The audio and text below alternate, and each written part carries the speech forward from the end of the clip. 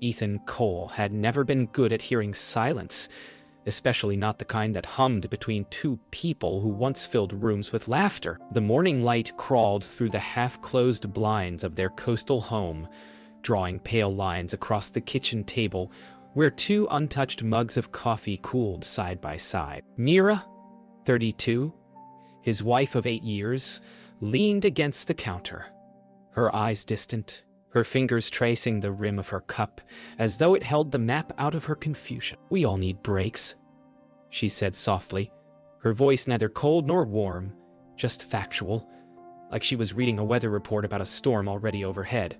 Ethan didn't respond. He looked at her, memorizing every detail.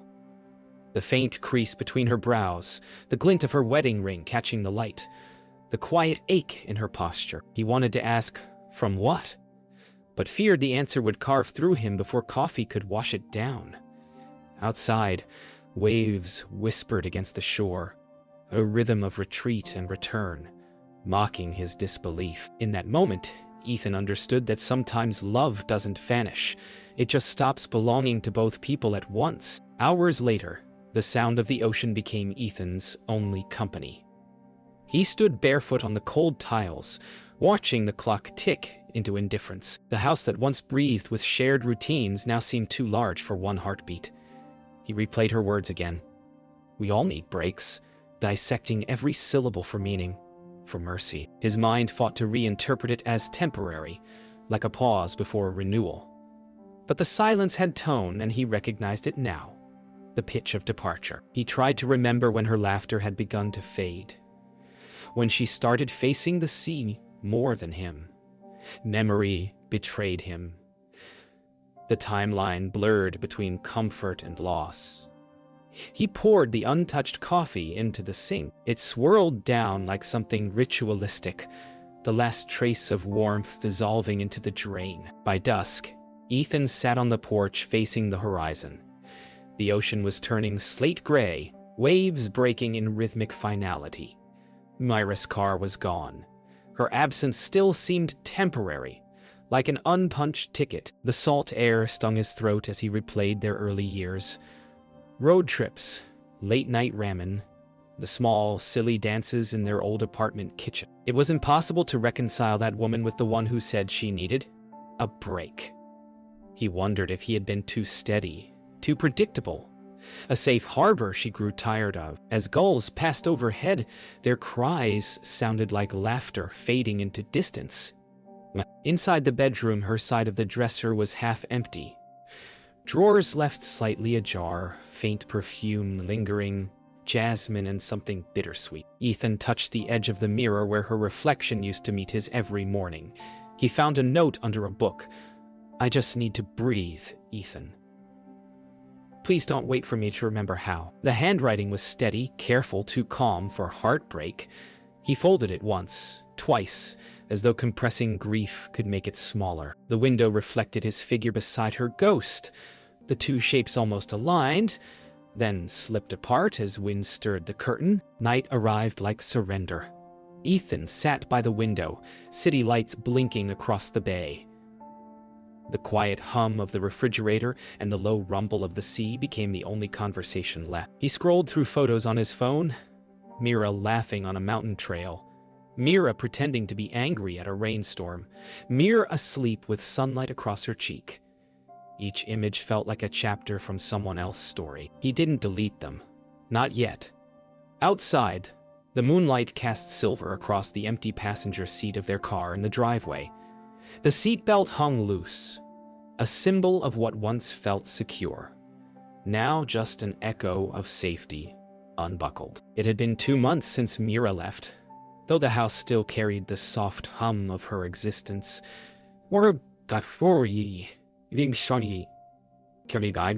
Ethan had grown accustomed to small silences, the absence of her humming while she cooked, the missing clatter of her hair clips left on the counter. Every object seemed to have a shadow of her name written across it. He tried working again, teaching his architecture students about balance and form, but each lecture became an unintentional metaphor for collapse. Nights were harder. He found himself rereading her note as though it might reveal a secret code. He wondered if breathing meant she'd found somewhere he couldn't follow, or someone. The thought felt like cold iron pressed against his chest. He didn't hate her.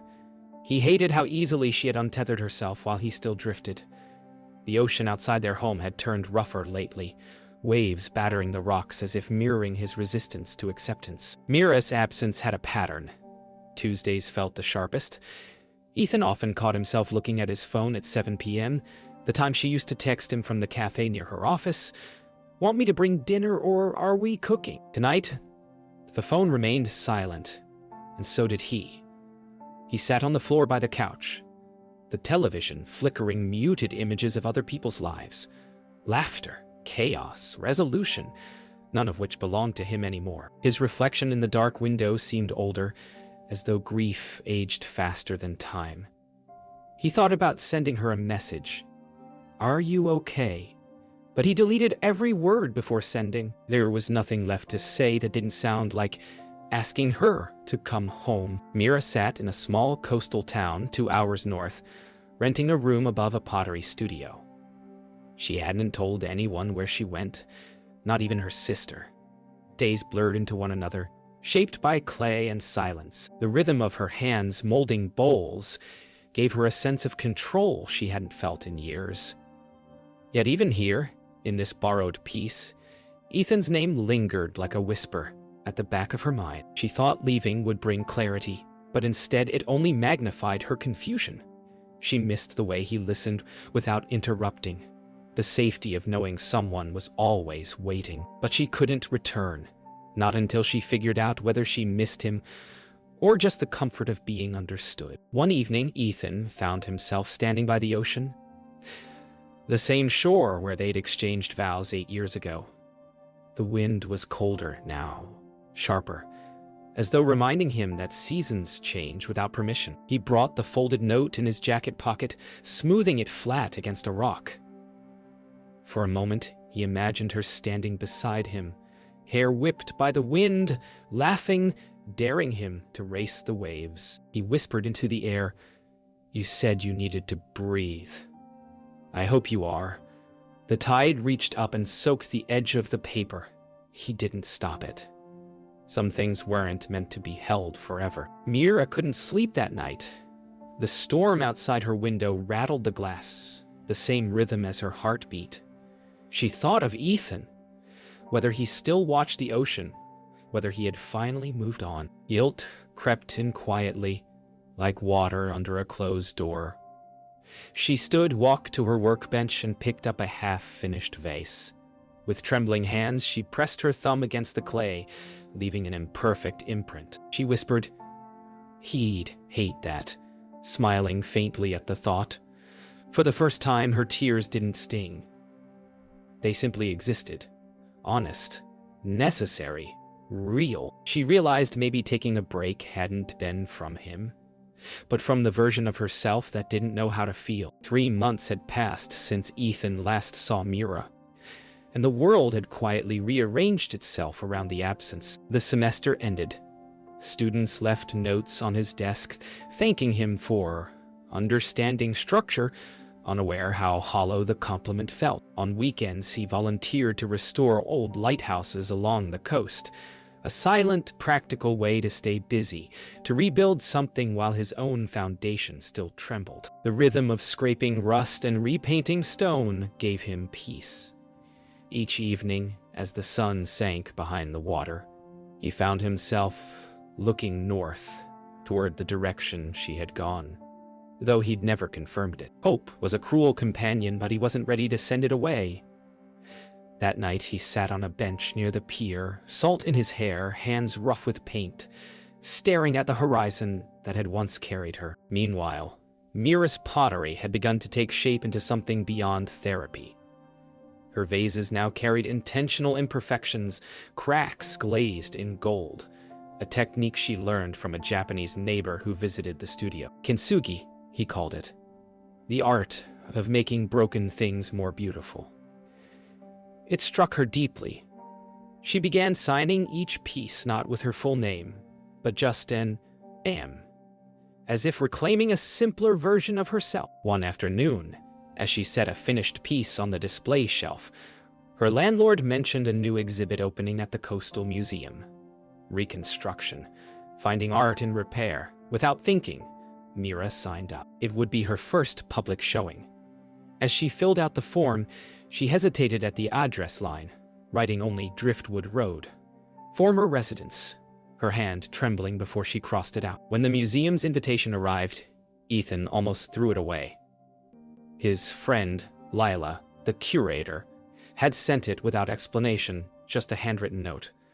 "You'll want to see this?" He hesitated, fingers tracing the embossed lettering. Reconstruction, finding art in repair. He didn't know Mira had started working with clay, but somehow the title felt like her, as though the universe had found a poetic way to pull him toward her orbit again. That night, he sat at his desk, staring at the RSVP form, unsure if showing up would heal or reopen every wound. Yet he filled it out, placed it in the return envelope, and whispered, "One last time." He didn't even know what he hoped to find. Closure or something more dangerous. Recognition. The night of the exhibit, the museum glowed with low amber lights reflecting off marble floors. Mira stood near her display. 6 pottery pieces, each marked by gold-filled cracks. Her palms were damp despite the calm facade she wore. People murmured softly around her, admiring the beauty of imperfection. Then, through the crowd, she saw a familiar figure. Older somehow, quieter, shoulders heavier, but eyes unmistakably his. Ethan paused when he noticed her, unsure whether to smile or bow or disappear. She managed a faint nod, one that said both hello and I wasn't sure you'd come. Time seemed to fold around them. All the noise thinning to a silence only they could hear. When the crowd thinned, Ethan approached. The air between them felt fragile, like stepping onto ice that might crack. "You fixed them," he said, eyes on the gold seams. "I broke them first," she replied softly. They stood in the hush of the gallery, surrounded by her creations, symbols of something broken yet reimagined. Mira reached out, brushing a faint streak of clay on her palm.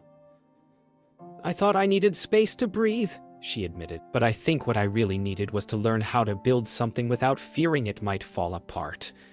Ethan's voice was low, steady. "Then maybe we start with small pieces." Her lips trembled into a tired smile, and for the first time in months, she didn't look away. The weeks after the exhibit unfolded like quiet rewrites of a forgotten story. Ethan and Mira began meeting at a cafe by the harbor. Neutral ground, safe from memories embedded in their old home. Conversations started cautiously, circling art, work, and weather before daring to drift toward the past. Mira spoke of her past. Mira spoke of her pottery, of learning to embrace imperfections as parts of beauty. Ethan listened more than he spoke, realizing too late how often silence had once filled the spaces where she'd needed reassurance. One evening, as gulls traced shadows over the water, she asked him, "Do you think we broke because we stopped trying? Or because we were trying to stay the same?"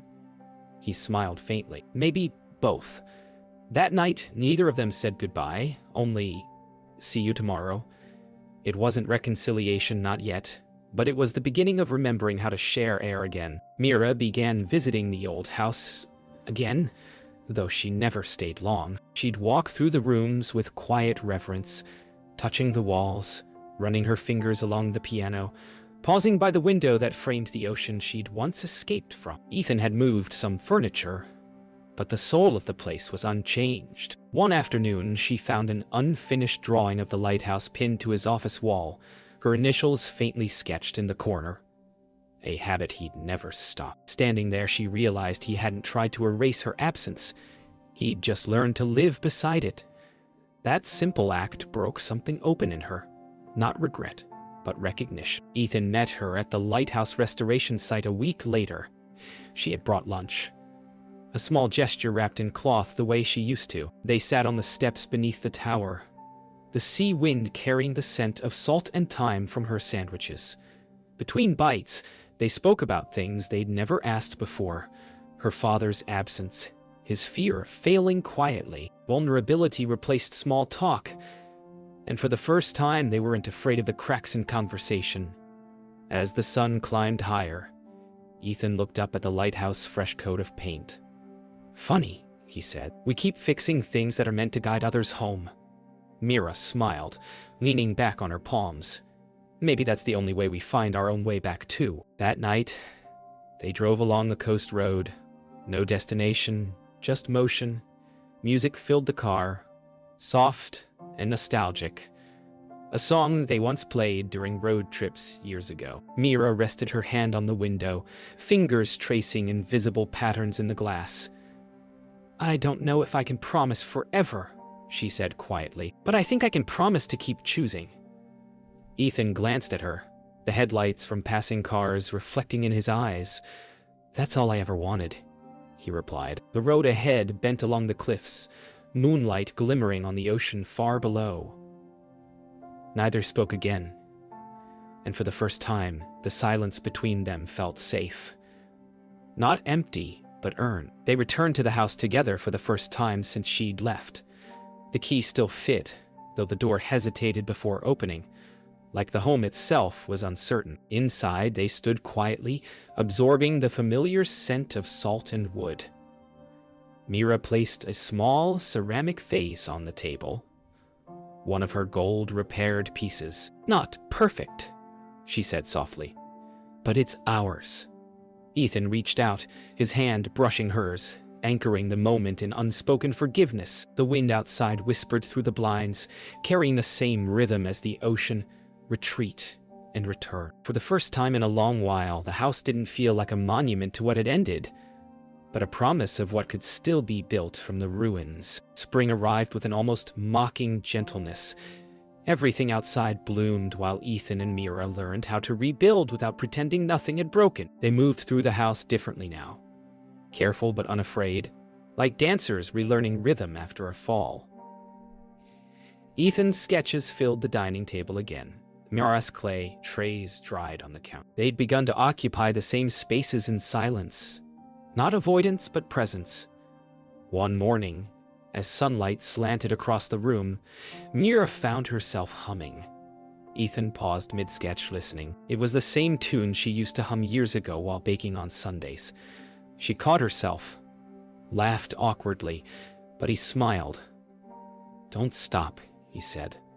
That moment wasn't grand or cinematic. It was small, imperfect, fragile, and exactly what survival looked like. Mira's exhibit gained quiet recognition, and soon she was invited to teach weekend workshops.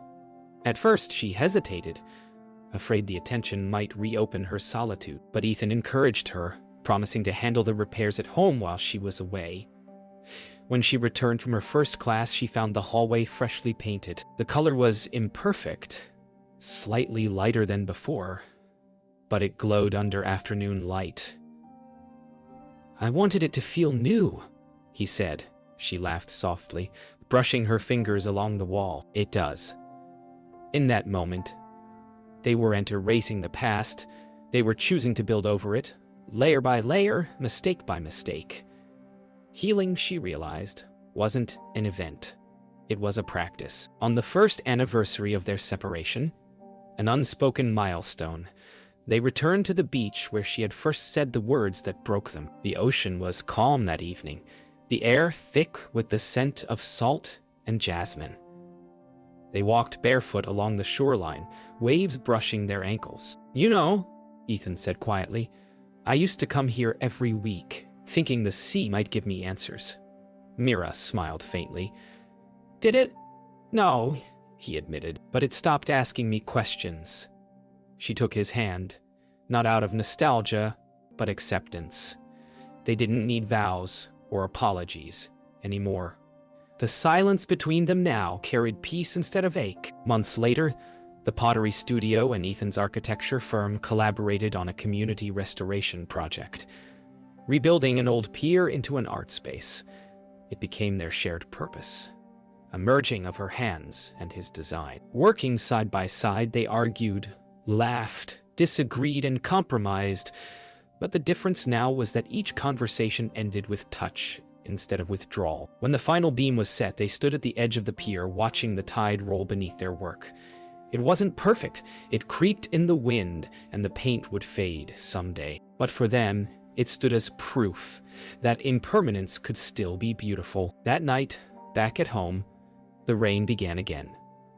Soft, steady, familiar.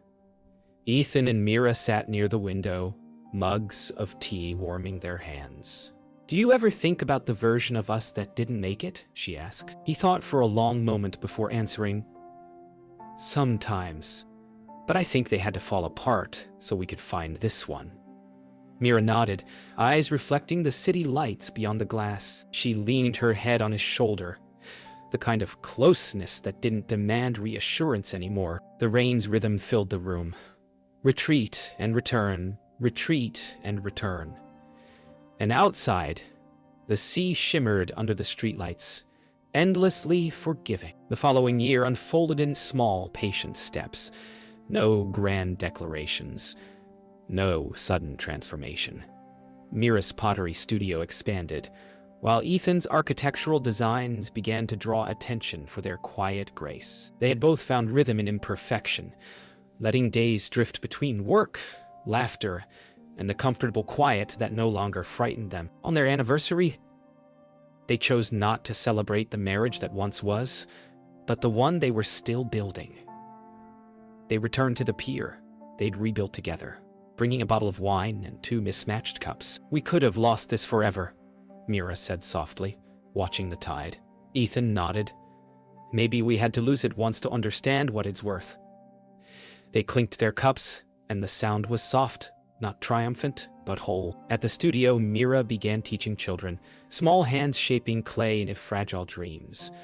Watching them made her realize how easily creation and love were intertwined. Every child's laughter, every smear of clay on the walls reminded her of the beauty of impermanence. She placed one of her older vases on the window ledge, its golden cracks catching sunlight, and whispered, "Thank you for breaking."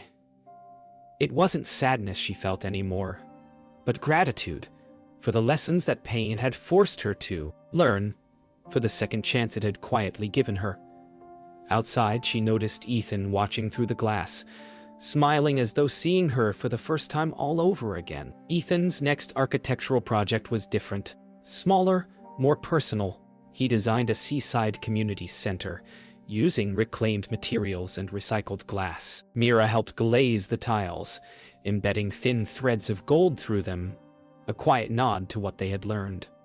On the day of completion, they walked through the space hand in hand. The walls shimmered subtly as sunlight passed through the glass, scattering golden light across the floor. "It feels alive," she said. Ethan smiled. "So do we." Their joined reflection moved across the polished floor, fragmented and luminous, 2 imperfect pieces fitting together again. That evening, they hosted a small gathering at the new center. Friends, students, and neighbors gathered beneath hanging lights strung along the beams. Mira watched Ethan speak, his hands animated, his laughter easy. For the first time, she saw him not as the man she'd once left, but the man who had grown alongside her since. When the crowd quieted, Ethan raised his glass. "To rebuilding," he said. "Not just what we lost, but what we chose to make again." Mira met his eyes and smiled. The room filled with the sound of clinking glasses, laughter, and waves echoing through the open doors. Somewhere between the noise and the sea breeze, they finally belonged. Not to their past, but to the life that had risen from it. Later that night, after everyone had gone, they lingered on the pier outside the center.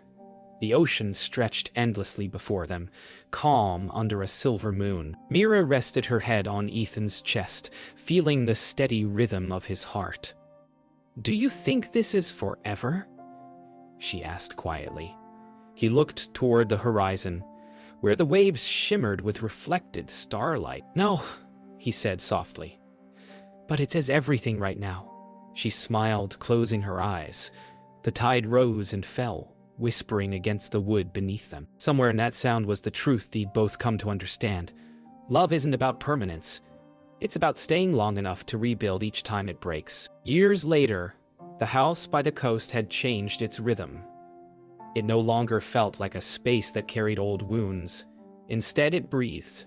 Walls were painted, shelves lined with Mira's pottery, and Ethan's sketches. They had learned to move through the world side by side, not in the desperate clutch of lovers afraid to lose, but with the steady ease of two souls who had already lost and found one another again. Mira's studio flourished, her students' laughter drifting through open windows each morning.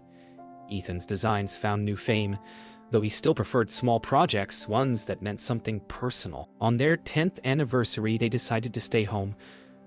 No trips, no plans, just quiet. Mira cooked. Ethan opened a bottle of wine, and they sat together on the porch, watching dusk melt into sea mist. "We made it," she whispered. "No," Ethan said softly, his hand over hers. "We're still making it." That evening, Mira walked through her studio, fingers tracing the edges of her oldest work, the imperfect vase she had placed on their kitchen table years ago. Its gold seams were slightly dulled now, yet still caught light with quiet dignity. She smiled, realizing it was the only piece she'd never sold. In its cracks, she saw not just the reflection of pain, but of patience. Ethan appeared in the doorway, holding 2 cups of tea. "Still awake?" he asked. "Just visiting old friends," she said, gesturing toward the shelves. He smiled. "They're beautiful because they broke." She nodded, eyes glistening. "Just like us." He crossed the room, placed the tea beside her, and kissed the top of her head. The kind of kiss that no longer needed apology. The next morning, the ocean fog rolled thick and white, veiling the horizon in dreamlike stillness. Ethan walked along the shoreline, sketchbook in hand, tracing outlines of their home and the lighthouse beyond. Each line was softer than his early drafts, less rigid, more human. He no longer sought perfection. He sought truth. When Mira joined him, barefoot and smiling, he handed her the sketch. "It's not finished," he said. She studied it, then took his pencil and drew a small figure beside his. A woman, her hand reaching toward his. "Now it is," she whispered. They stood there together, watching the tide erase their footprints, knowing some marks were never meant to last. They lived best in memory. As the years stretched gently onward, their lives settled into a quiet rhythm of creation and companionship. Some evenings were filled with laughter, others with silence, but neither frightened them anymore. One autumn afternoon, a young couple stopped by Mira's studio, admiring her work. They spoke softly about a difficult time they were facing, and Mira listened with the compassion of someone who had once stood in that same uncertainty. "Everything breaks," she told them, "but if you love what you've made, you learn how to rebuild it." Outside, Ethan waited for her. Camera slung over his shoulder, capturing the last light as it struck the sea. She joined him, their hands intertwining as naturally as breathing. On their final evening before moving inland, a quiet decision born from peace, not escape, Ethan and Mira stood once more on the pier they had rebuilt together. The wood creaked beneath them, the ocean whispering like an old friend. They had spent a decade mending what life had fractured, turning pain into art, silence into trust. Mira leaned into Ethan's shoulder as dusk deepened into velvet blue. "Do you think we'll ever come back?" she asked. He smiled. "Maybe not here, but wherever we end up, I think this." He gestured toward the horizon. "Will follow us." The tide reached its highest point, brushing their shoes, and then retreated. Together they turned and walked home, leaving the pier empty but alive with memory.